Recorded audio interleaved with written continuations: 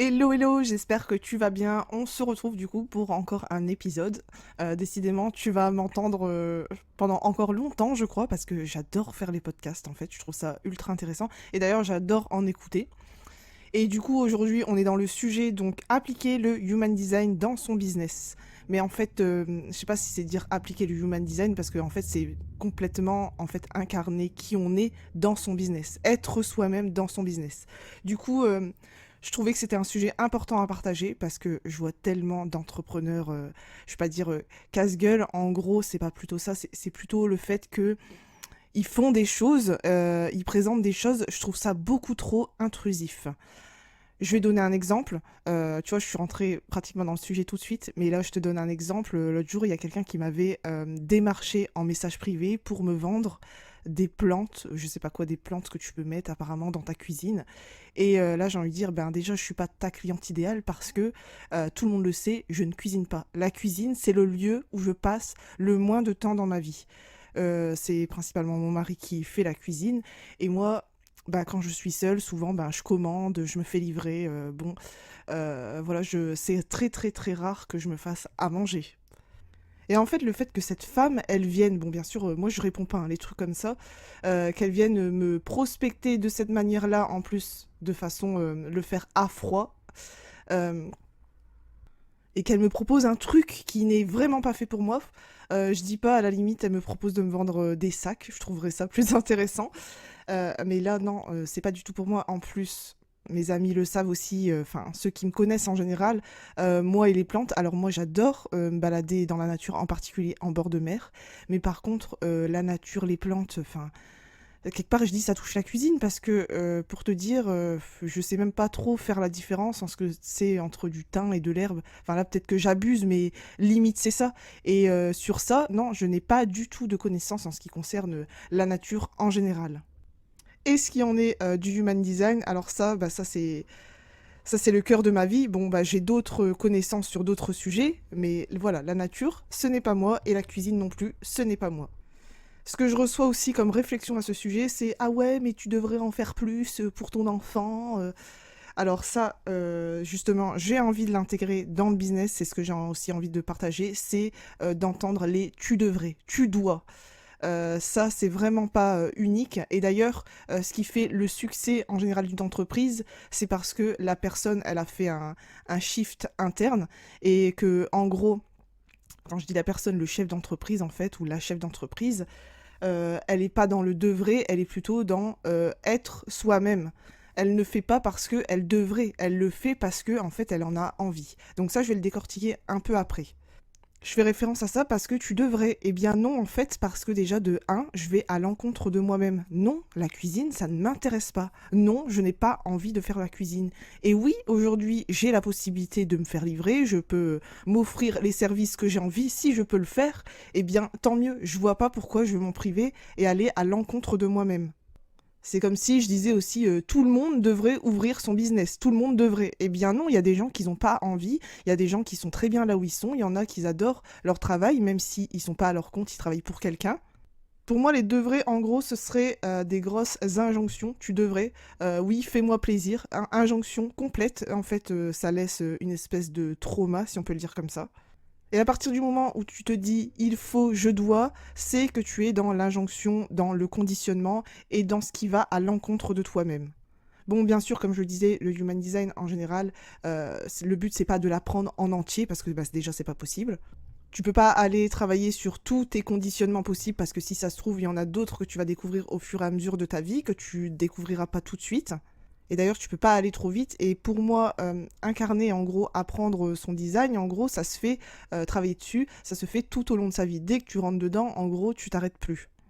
Parce qu'on peut voir des tas de choses dans le human design. Alors, on commence déjà par le type, l'autorité, le profil, les centres, les planètes, les variables. Et après, tu as aussi une partie, une carte spéciale sommeil. Après, tu as le Gene Keys qui est imbriqué avec le human design.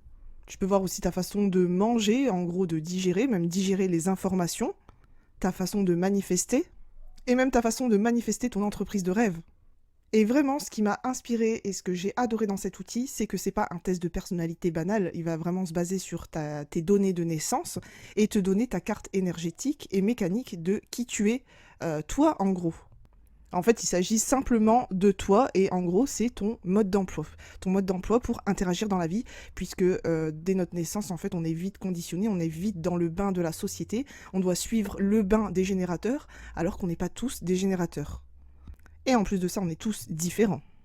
Bon, je m'éloigne un peu du sujet, du coup, je vais revenir à mes moutons et te parler d'abord que, en tant que, je peux dire, consultante human design, si je peux le dire comme ça, parce que j'ai pas encore vraiment défini le type de métier que je fais, parce qu'on peut dire que je fais de la création de contenu, que je suis entrepreneur, que je fais aussi des coachings, si on peut le dire ça comme ça. Je suis aussi autrice, je suis aussi tarologue, donc tu vois, je fais plein de choses. Et le sujet centre, c'est vraiment le human design. Et ce que j'aime avec cet outil, c'est le fait d'être ancré dans son corps. Donc avant tout, avant de commencer quoi que ce soit une lecture, ou quand tu as commencé une lecture plutôt Human Design, et avant de l'appliquer dans ton business, c'est vraiment te sentir dans ton corps, te connecter à ton corps. Parce qu'il est déjà arrivé que je parle de l'autorité intérieure de certaines personnes, et qu'ils ont cette idée très sceptique, qui ne comprennent pas mon langage. Pourtant, je pense le parler de façon très simple en disant que ton autorité intérieure, c'est ta boussole intérieure. Je sais que le langage Human Design, t'as l'impression que c'est du chinois, mais en vrai, une fois que t'as compris ce que ça veut dire, tu peux l'intégrer. Et c'est déjà arrivé que je décrypte certaines personnes, je sais pas, lors d'un dîner avec des amis, et que la personne me dit « Ah non, pas du tout, moi je suis casanier, je fais rien du tout ». Et que non, j'ai peur de tout, je suis pas du tout un expérimentateur, j'essaye pas du tout, je sais pas décider. Et je suis assez restée bouche bée parce que du coup je me disais en fait cette personne elle n'est pas du tout à connecter à son corps. Alors peut-être que c'est pas la vérité, mais j'avais cette sensation que cette personne elle n'était pas connectée à son corps et justement elle faisait en gros des choix qu'on dit mental et non pas des choix corrects pour lui. Et alors du coup, tu vas me dire comment on fait pour se connecter à son corps. Première chose, c'est vraiment prendre le temps de l'écouter. Est-ce que tu t'es déjà allongé et te dire, ok, je vais écouter mon corps, qu'est-ce qu'il a à me dire. Souvent, on a des signaux qui nous sont envoyés, mais on ne fait pas attention parce qu'on est pris dans le quotidien. Et ça peut être des signaux tout simples, comme j'ai déjà remarqué, certaines personnes, particulièrement des femmes, disent haut et fort, je déteste mon corps, je suis grosse, je suis moche, je suis vieille. Et en fait, là, pour moi, c'est une alerte de dire reconnecte-toi à ton corps. Et forcément, t'es en train de lui dire ça à ton corps, t'es en train de le maltraiter. Donc, qu'est-ce qu'il va faire ton corps? Il va continuer sur cette voie-là parce que c'est ce que tu lui as envoyé de façon énergétique, mais aussi mécanique parce que tu vas entamer des actions qui disent je suis grosse. Donc prendre le temps vraiment d'écouter ton corps et écouter ce qu'il a à dire sans te juger bien sûr. Ça peut être des choses aussi toutes simples. Qu'est-ce que tu ressens dans ton corps aussi au moment où tu es avec cette personne-là? Est-ce que tu ressens de la joie ou au contraire tu ressens un malaise? En fait, le corps, il te parle, il sait quoi faire, il sait comment agir. C'est juste que toi, tu vas utiliser le mental pour prendre tes décisions en général dans ta vie.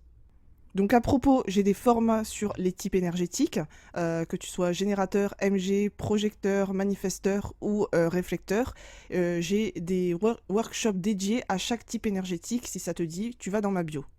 Évidemment, il y a des mises à jour qui sont faites régulièrement, donc si tu vois pas tout de suite, c'est normal.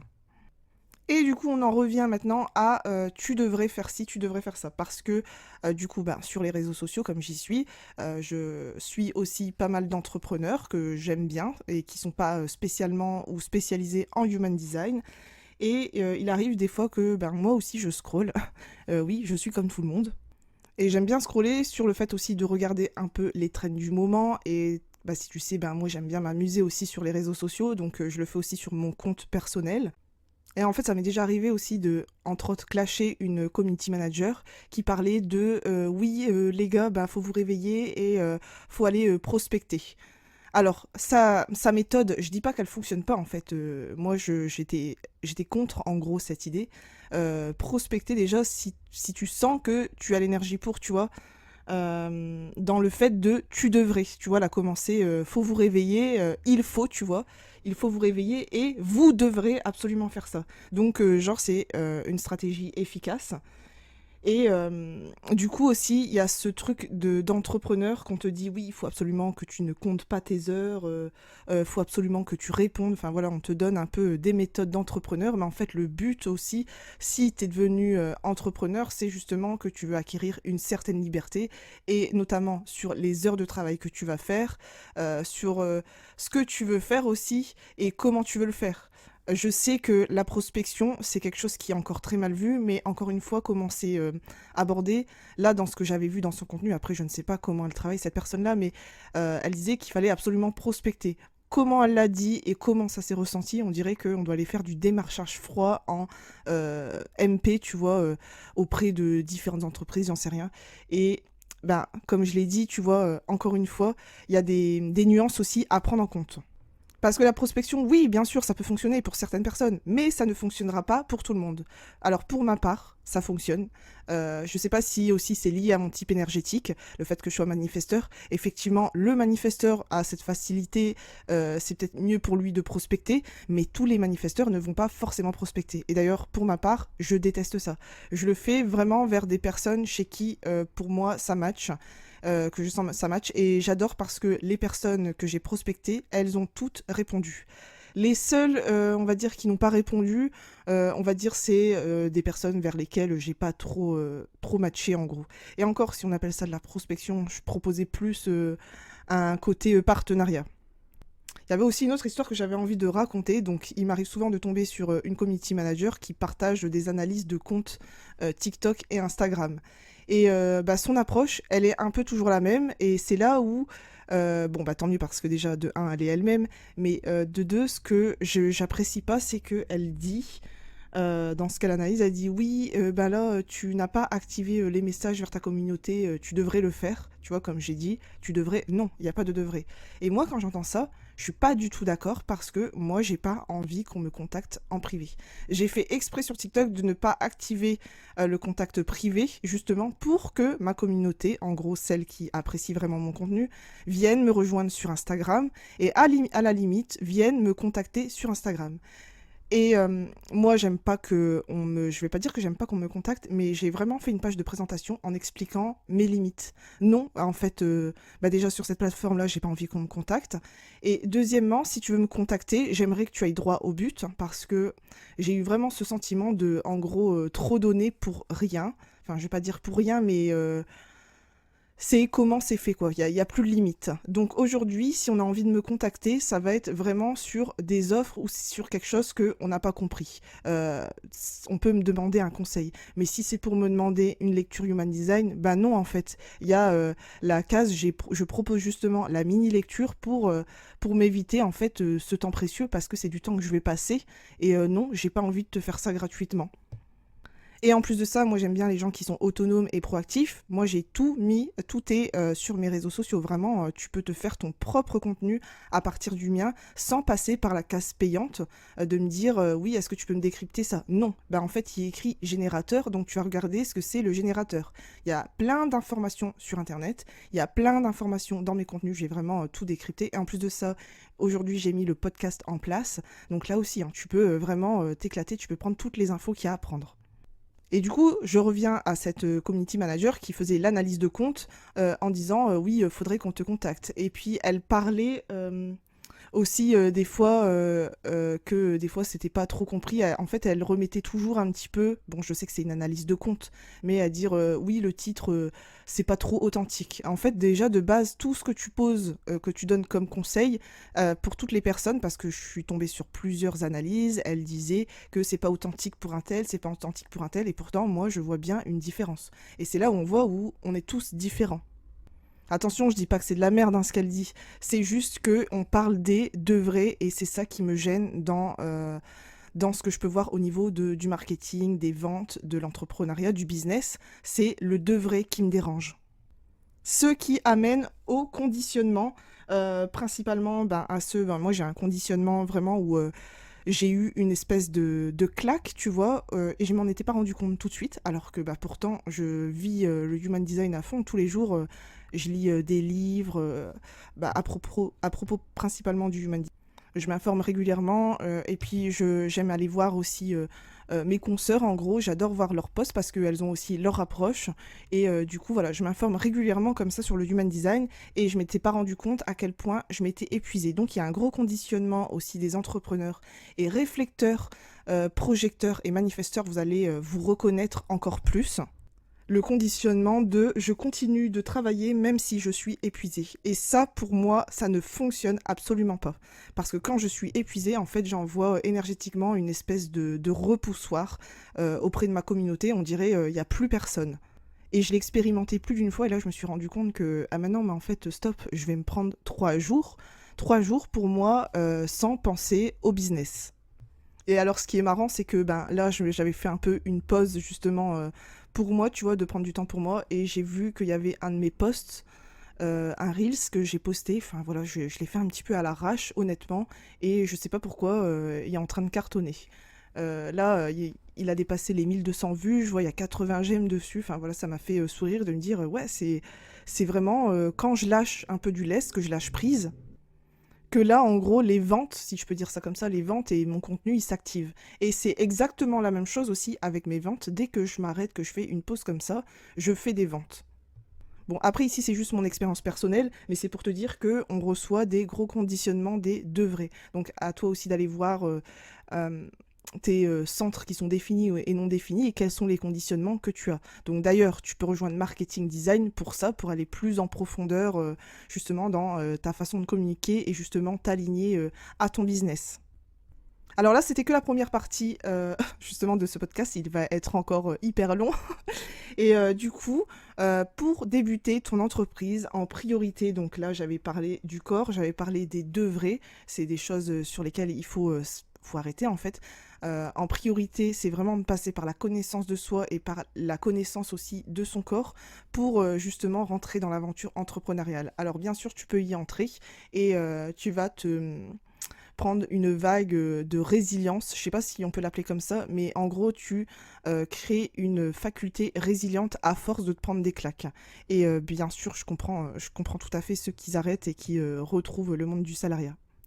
Alors voilà, ce qu'on ne t'apprend pas, c'est le fait de définir ton business model. C'est la première chose à faire et c'est une chose que j'aurais voulu qu'on me dise. Et je n'ai pas déterminé mon business model tout de suite parce que quand je me suis lancée, je savais pas trop en fait dans quoi je me lançais. J'étais pas du tout dans le human design, ça m'est un peu tombé dessus comme ça. Je pense que je l'ai déjà raconté dans un autre podcast. Euh, En fait, en premier lieu, vraiment,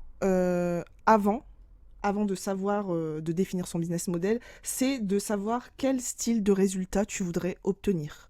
Euh, est-ce que, euh, Est-ce que tu voudrais, enfin voilà, quel est le style de vie que tu voudrais adopter, vraiment mettre ton business au service de ta vie et pas l'inverse, parce que quand je me suis lancée pour ma part, j'ai été au service de mon business, mais H24, tous les jours. Je me levais rien que pour ça. Je me levais souvent vers 6h30, 7h du matin, et je passais pratiquement les 3 quarts de ma journée. Vers 17h, ben, je claquais mon ordinateur, j'étais de mauvaise humeur, et j'avais fait ça pendant des semaines.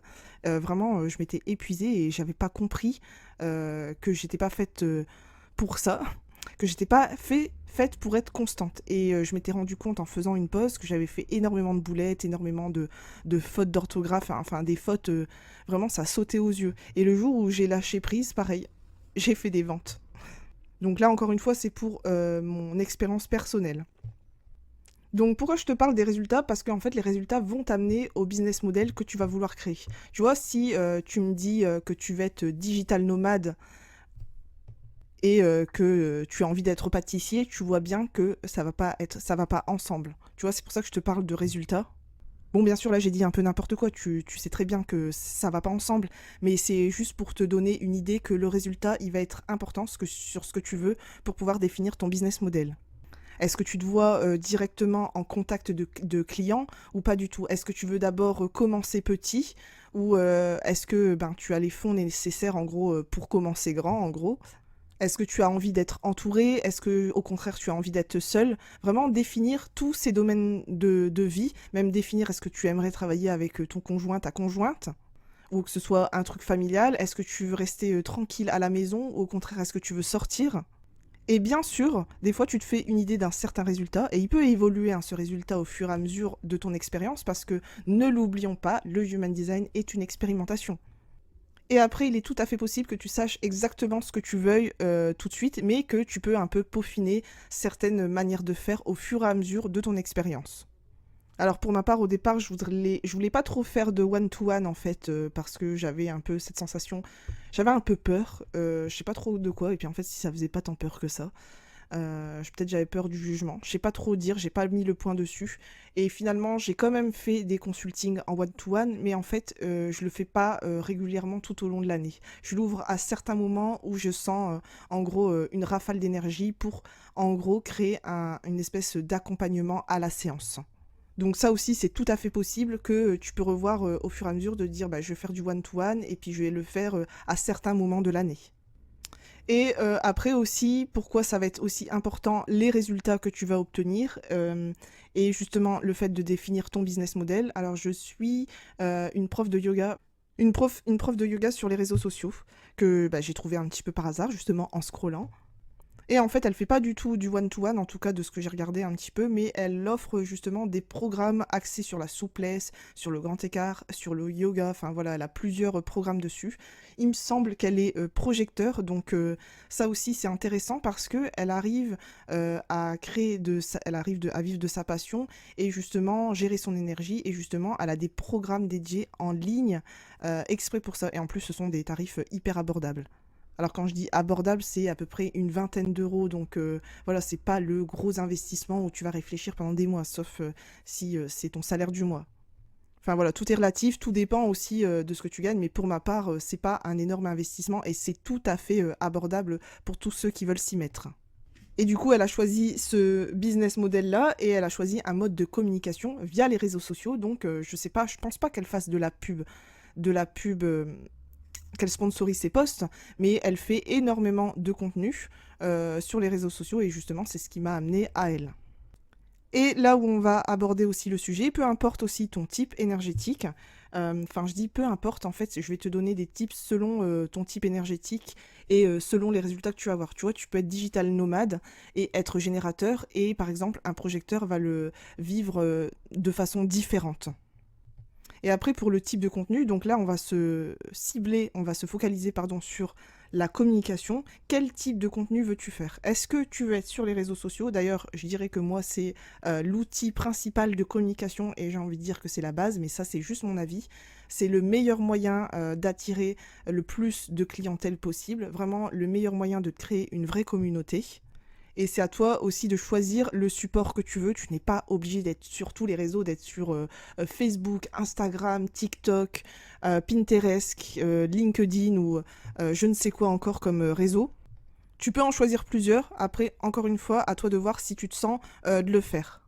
Et bien sûr, pour moi ça semble évident, mais je le conseille à tous, c'est d'avoir une newsletter. Pourquoi je dis une newsletter? Parce que le problème en fait avec les réseaux sociaux, si demain le réseau social sur lequel tu communiques le plus, il décide de fermer, bye bye tes abonnés, bye bye tes clients, comment ils vont te retrouver et comment tu vas les retrouver? Tu ne pourras pas.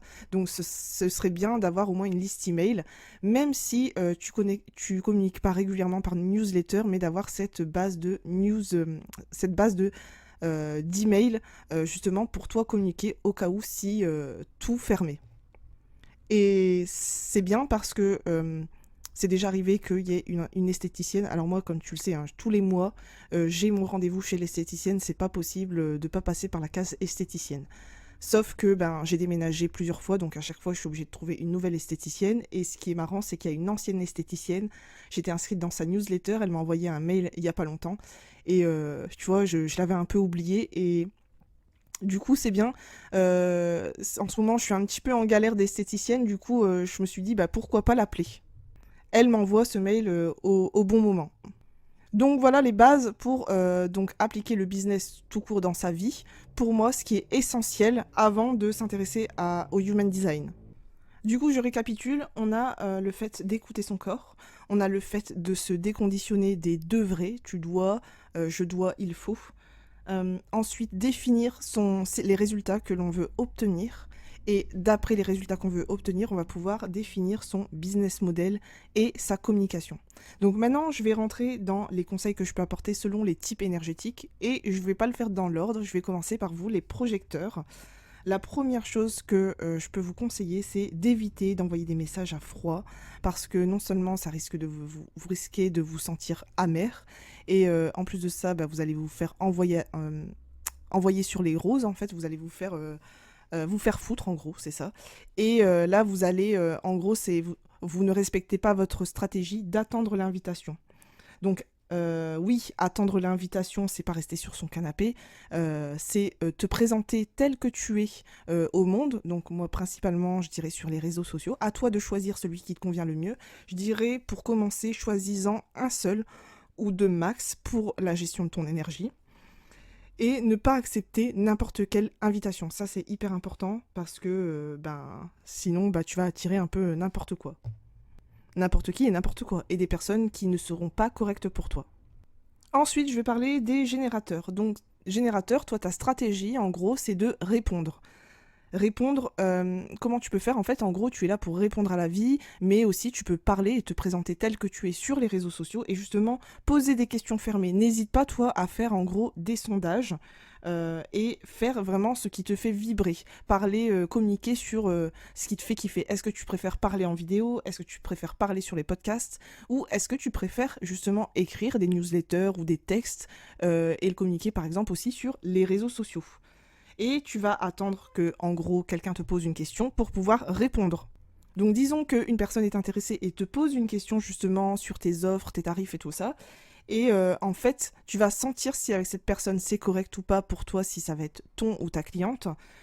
Si tu sens de l'excitation, en gros, tu sens une profonde excitation, ah ouais, trop bien, je travaille avec cette personne, eh bien, c'est correct pour toi. Si au contraire, oh non, elle est bizarre, ouais, mais quand même, ça peut être un client, ouais, non, je sais pas, je la sens pas. Si t'as vraiment ce ressenti, je t'invite vraiment à refuser la personne. Et bien sûr, oui, tu peux refuser des clients. Le but, c'est de construire une entreprise qui te ressemble et dans lequel tu fais des choses excitantes et non pas le faire comme un bon petit esclave. Tu vois ce que je veux dire?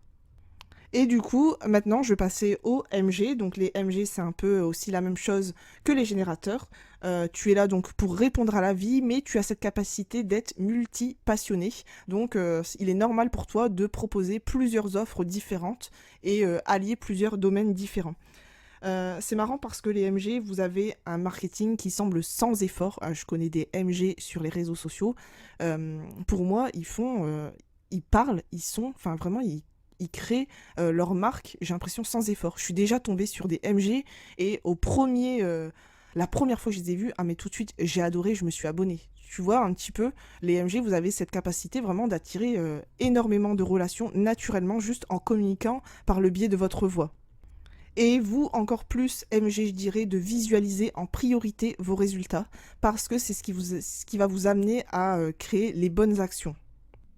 Étant donné que vous êtes plus rapide, que vous allez sauter des étapes, ce que je te conseillerais, toi, si tu es MG, c'est de créer une liste d'attente, justement, pour justement répondre, pour voir si tu vas aller jusqu'au bout, si vraiment tu vas sentir que ça en vaut la peine. Et une fois que tu sentiras d'ouvrir les portes, et bien là, tu informeras tes clients de dire oui, c'est bon, les portes sont ouvertes, oui, on va faire ça. Enfin voilà, tu vas pouvoir informer ta communauté. Voilà ce que je peux te dire aux MG. Ensuite, je vais passer aux manifesteurs. Mais manifesteurs, eh bien, ça va être un petit peu similaire que les MG.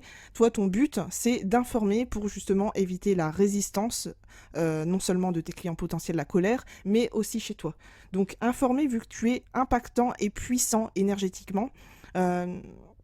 Du coup, l'information va être très importante parce que ça peut créer de la résistance justement chez tes potentiels clients qui peuvent dire ah oui mais j'étais pas au courant, vous me l'avez pas dit ça. Donc tu peux vraiment informer sur tes potentielles idées, sur ce que tu aimerais faire, même les plus petites, des fois ça peut être vraiment très spécifique, dire à ta communauté ouais j'aime pas ça, ou dire vraiment ta vérité, tu vois. On te suit ou on te suit pas. En général les manifesteurs, on vous aime ou on vous aime pas. Enfin je sais de quoi je parle, je suis une manifesteur.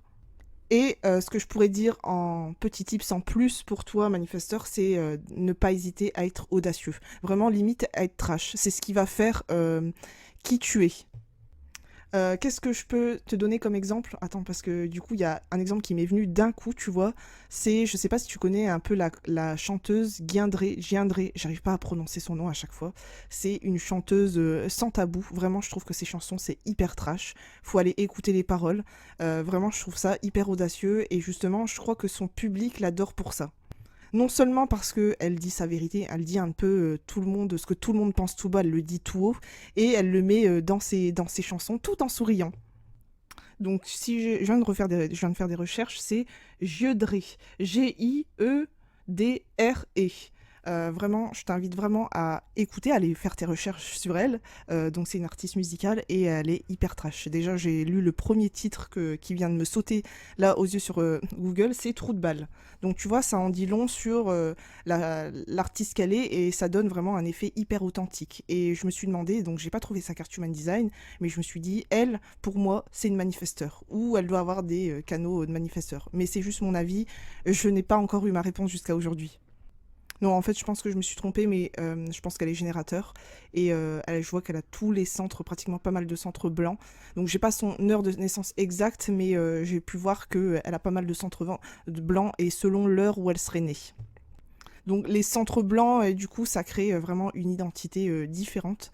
Et là, vraiment, elle s'est plongée vraiment dans le trash. Voilà, elle est ouverte musicalement, mais elle est dans le trash. Il me semble aussi qu'elle était comédienne.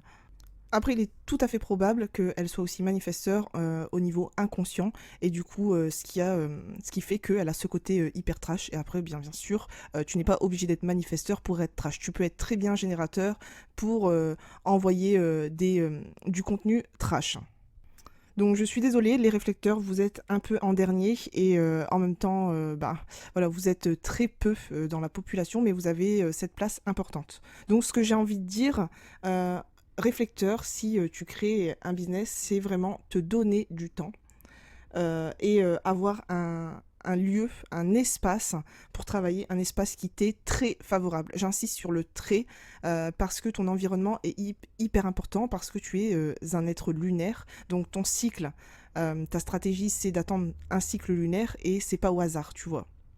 Parce que en fait tu es le miroir des autres et ça va être très important pour attirer les bonnes personnes à toi. Donc ce que tu peux faire, c'est partager tes histoires à ta communauté, parce que justement tu as naturellement une profonde sagesse, tu as envie de partager aussi des histoires de l'humanité, tu as vraiment cette ouverture, cette grande ouverture à l'humanité.